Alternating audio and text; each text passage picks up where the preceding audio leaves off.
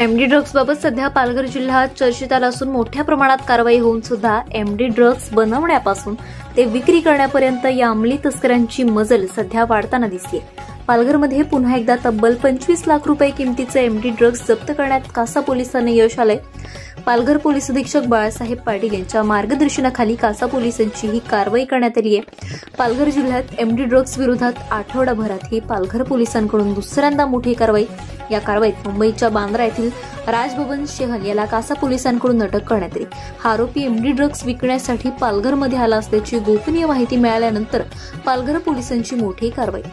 अंमली पदार्थांमध्ये सध्या मोठ्या प्रमाणात कारवाई होऊन सुद्धा मोठ्या प्रमाणात उत्पादनासह विक्री होताना या चित्रावरून समजते। त्यामुळे तरुण पिढीसह भविष्यात मानवजातच नष्ट करण्याचा हा प्रयत्न सुरू असून असे कारखाने चालवणारे आणि बनवणारे व्यापारी तस्कर यांच्यावर कठोर अशी कारवाई झालीच पाहिजे। पोलीस ठाण्यामध्ये आम्ही गस्त करत होतो आणि संशयित इसमांची तपासणी करत होतो।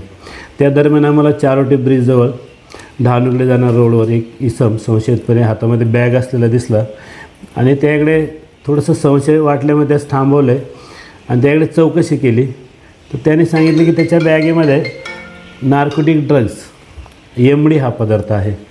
म्हणून त्याला तसंच आहे त्या स्थितीमध्ये ताब्यात घेतले आणि त्याला सुरक्षेसाठी चारोटी कोस्टल चौकीला नेले। 2:55 त्वरित आम्ही तिथे पाचारण करून घेतलं आणि वजन काटा जे शासकीय वजन काटा जो असतो तो वजन काटासुद्धा त्या ठिकाणी आम्ही बोलावून घेतला। नंतर पंचासमक्ष सदर इसमाची आम्ही झडती घेतली तर त्याच्या बॅगेमध्ये